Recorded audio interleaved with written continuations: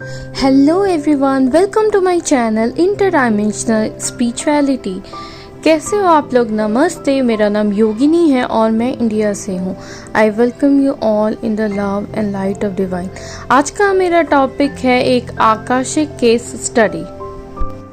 ये Akashic reading एक person की है और उनका नाम विशाल है। उनकी एज 28 ईयर्स है।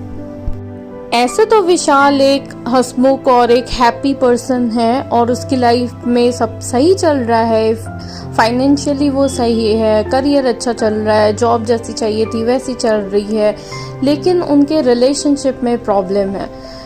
वो मुझसे ये जानना चाहते थे। 2 बार वो एक रिलेशनशिप में आए और दोनों ही बार उनको जो लड़की थी, जो अदर पार्टनर थी उनकी, उन्होंने उनको छोड़ दिया लास्ट में, चाहे किसी भी रीज़न से छोड़ा हो, बट उनके साथ उन्होंने अपना आगे फ्यूचर नहीं देखा। तो वो ये जानना चाहते थे। उनके पहले रिलेशनशिप में उनका बहुत अच्छा चल रहा था और बहुत अच्छी बॉन्डिंग थी, उनकी पार्टनर भी लॉयल थी, सब कुछ बहुत अच्छा चल रहा था।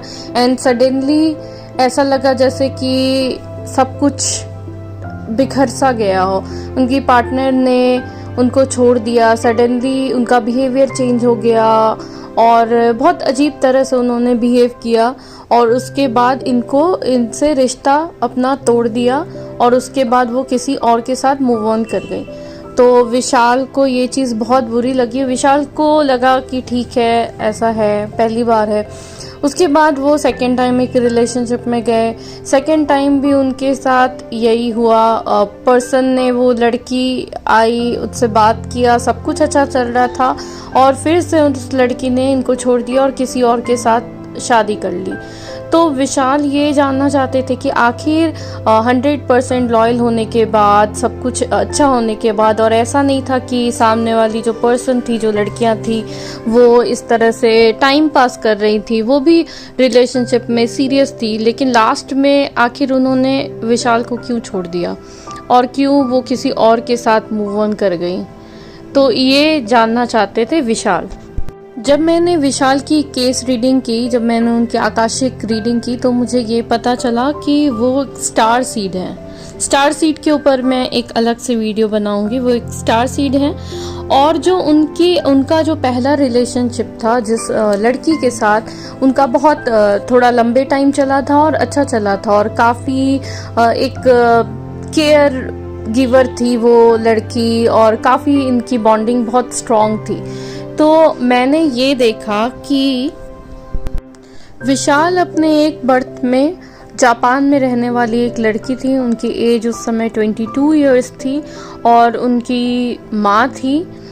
वो माँ ही इस जन्म की उनकी पहली गर्लफ्रेंड है और उन दोनों की बॉन्डिंग बहुत अच्छी थी। माँ उनकी बहुत उनकी केयर करती थी और बहुत प्यार करती थी। और सडनली ऐसा हुआ कि विशाल को किसी और से प्यार था उस बर्थ में। जब वो लड़की के रूप में थी तो किसी और से उसे प्यार हो गया था, किसी लड़के से, और वो अपनी माँ को छोड़ के चली गई। उनकी माँ अकेली थी, उनके फादर नहीं थे। तो उनकी माँ को इस बात से बहुत गहरा सदमा पहुंचा और उनकी माँ को जो है वो पैरालिसिस का अटैक आ गया, वो पैरालाइज हो गई। तो कहीं ना कहीं उनकी जो माँ इस बर्थ में उनकी फर्स्ट गर्लफ्रेंड बन के आई है। तो कहीं ना कहीं वो जो माँ बेटे का एक रिलेशन था, एक जो प्यार था, एक लव और केयर था, तो इस जन्म में भी उन्होंने विशाल को काफ़ी केयर किया, काफ़ी पैम्पर किया, जैसे एक माँ अपने बच्चे के लिए करती है, उस तरह से वो बताते हैं कि उनकी गर्लफ्रेंड उनकी केयर किया करती थी। तो इस तरह से उन्होंने केयर किया, लेकिन लास्ट में जिस तरह से विशाल ने अपनी माँ को छोड़ दिया था किसी और के लिए, इस बर्थ में उसकी जो गर्लफ्रेंड थी, उन्होंने विशाल को छोड़ दिया किसी और के लिए। तो विशाल की लाइफ में उनकी फर्स्ट गर्लफ्रेंड का आना उनका एक कार्मिक डेट था जो उनको चुकाना था। और जो विशाल की माँ थी उस बर्थ की, जब वो लड़की थे, वही इस बर्थ में आई और अपना कार्मिक डेट चुका करके इनकी लाइफ से चली गई। पर विशाल के साथ तो दूसरी बार यही चीज़ हुई थी। तो आखिर दूसरी बार होने का क्या रीज़न था?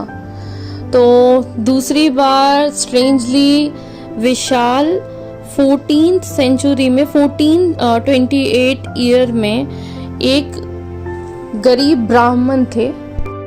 महाराष्ट्र के साइड एक गांव है, वहाँ पे वो रहते थे और वो काफ़ी गरीब थे।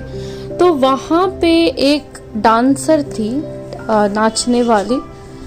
तो विशाल को उस बर्थ में, जब वो ब्राह्मण थे, तो उस डांसर से उनको उस समय प्यार हो गया। उन्होंने उससे शादी का वादा किया, उनको प्रॉमिस किया कि हाँ मैं तुमसे शादी करूँगा। लेकिन एन मौके पे जब वो उसका वेट कर रही थी, डांसर उनका वेट कर रही थी, तो विशाल उनके पास शादी करने नहीं गए और वो डर गए। समाज से काफ़ी उनको डर लगा कि अगर मैं ब्राह्मण होके एक नाचने वाली से शादी करूँगा तो लोग क्या कहेंगे, समाज क्या कहेगा। तो समाज के डर की वजह से उन्होंने उस लड़की को एक तरह से मंडप पे छोड़ दिया और शादी का प्रॉमिस करके, जिससे उस लड़की को बहुत हर्ट हुआ, बहुत ज़्यादा हर्ट हुआ। और वो चली गई उस शहर को, उस गांव को हमेशा हमेशा के लिए छोड़ के। लेकिन वो जो उसके दिल में दर्द था वो एज इट इज़ बना रहा। तो इस बर्थ में वो उनकी सेकंड गर्लफ्रेंड बन के आई थी।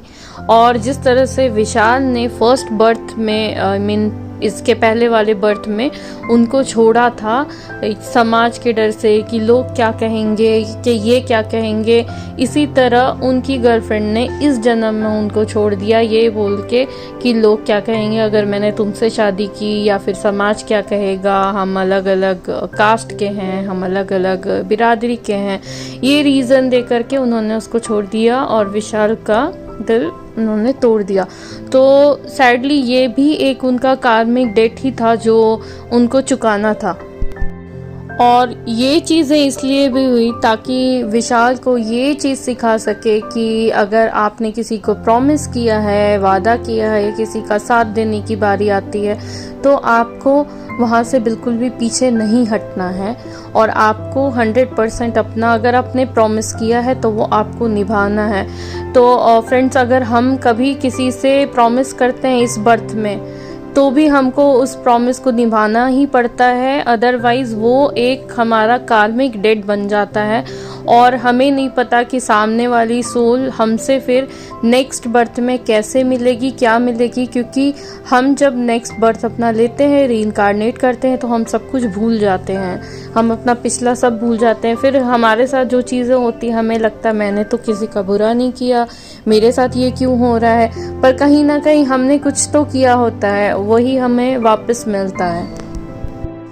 विशाल को ये जानकर के अच्छा लगा कि उन्होंने जो उनके इतने पुराने कार्मिक डेट थे, आप देख रहे हो 14th सेंचुरी का कार्मिक डेट वो 21st सेंचुरी में चुका रहे हैं। कर्म कभी किसी का पीछा नहीं छोड़ते हैं। तो अब उनको ये चीज़ समझ में आई है कि अगर कभी किसी से प्रॉमिस करें, चाहे वो प्यार में हो, चाहे किसी भी चीज़ में हो, तो उसको हमेशा निभाना है, कभी भी पीछे नहीं हटना है। प्रॉमिस करें तो बहुत ही सोच समझ के करें। यहाँ उन लोगों के लिए भी लेसन है जो ऐसे प्यार तो करते हैं या अफेयर चला लेते हैं, चाहे वो लड़का हो या लड़की हो, और बाद में जब शादी का टाइम आता है तो मेरे पेरेंट्स नहीं मानेंगे या फिर कास्ट अलग है, ऐसा बहाना देके वो पीछे हट जाते हैं। तो अगर आप ऐसा कर रहे हो या आपने ऐसा किया है तो ये मत भूलना कि आपको वो हिसाब तो चुकता करना ही पड़ेगा। आशा करती हूँ आपको आज की मेरी ये वीडियो अच्छी लगी हो। अगर अच्छी लगी हो तो please like, share and subscribe. Thank you.